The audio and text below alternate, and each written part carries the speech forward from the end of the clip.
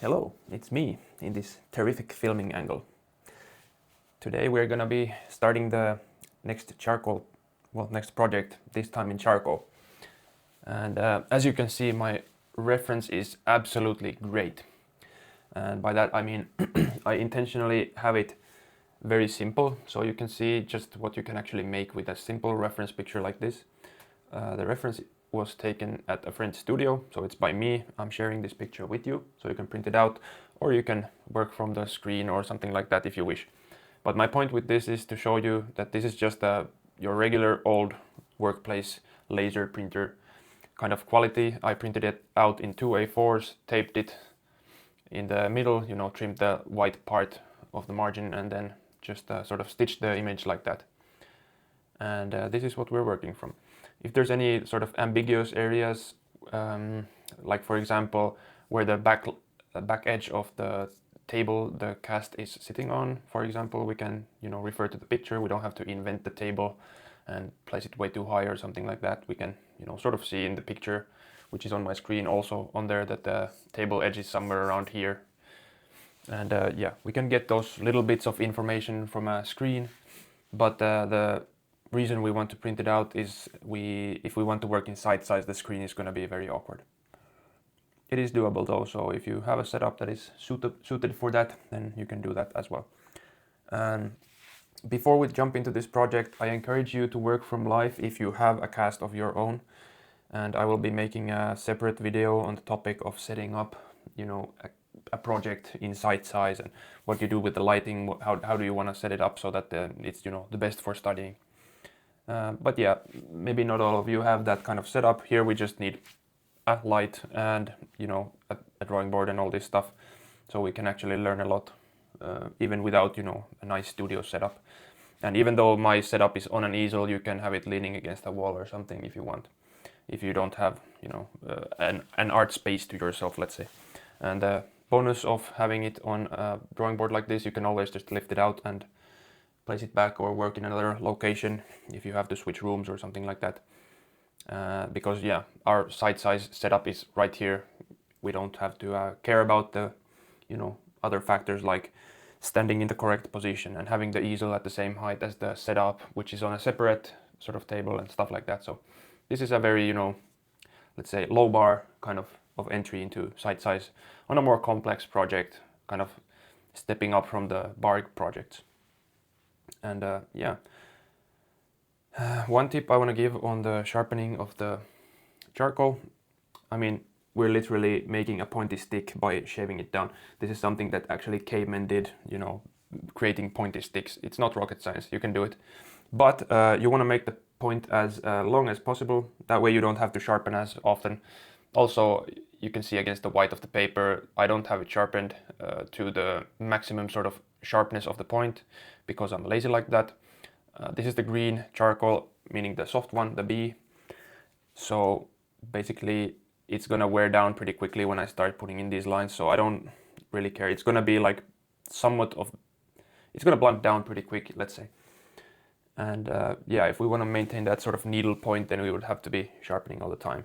And that's also the reason you want to make it a sharp, kind of long point, as opposed to just a very kind of obtuse point like that, because then you're going to also have to sharpen a lot. And for this blocking stage, I'm just going to be using these most simple tools of one charcoal stick, the kneaded eraser, and a measuring needle. On the setup itself, I encourage you to use a plumb line. So as you know, with the other projects, we chose the plumb line based on a position where we get, it aligns with something. Let's say we could have it aligning, for example, with this shadow edge or kind of sharper angle of the light over there. Something like this, fairly central, but a fairly strong kind of point. So you can be very accurate with it. But yeah, I recommend you use a plumb line if you're doing a transfer demo. I recommend you use the plumb line if you're doing a transfer drawing, because then if we put a plumb line over here on this nice paper, it might be hard to erase in the very lightest bits, and we don't really want it showing in the final work, of course. and as such, if you use it, it should be on the transfer drawing, in my opinion.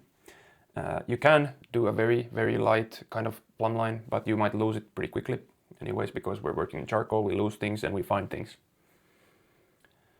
So yeah, I'm just gonna work directly on the paper, since transfer is just an extra step basically in the process. It is a very good step.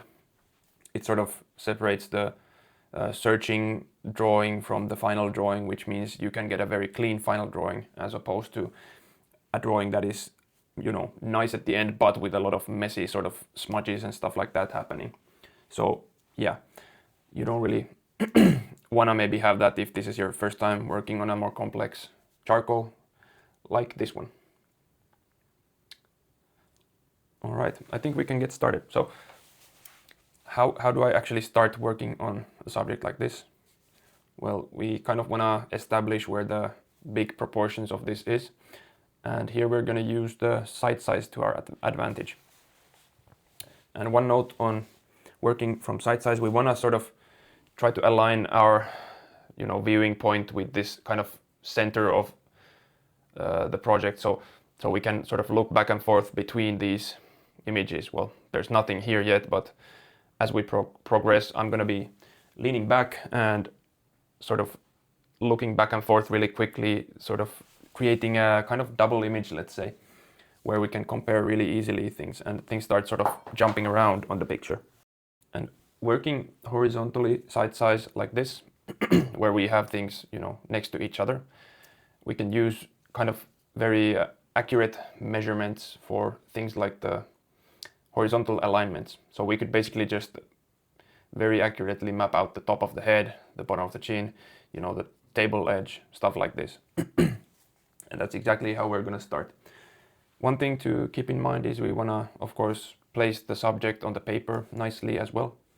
So we want to keep in mind we don't want to have, you know, the edge of the cheekbone right here and maybe the back of the head, because then, you know, our whole subject would be just on the very left. And the same here. We don't want to have the back of the skull touching the edge of the paper and then the cheekbone having too much space to the edge of the paper. So we want to, well, I did sort of think about the composition already when I was taking this picture. So we usually want to have a little bit more space in front of the head, which this kind of is, I guess. So this is also a sort of trick you can use also in portraiture.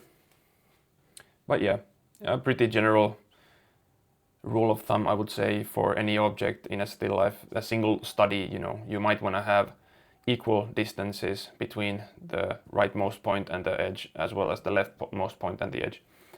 This being charcoal, we will be, of course, framing it and matting it. So in the end, we have the choice of still cropping it down. You know, we could tighten the crop and leave just a sliver more space on the left rather than this whole big space. And if you don't feel like rendering the whole background, you know, there's plenty of space on the top, for example.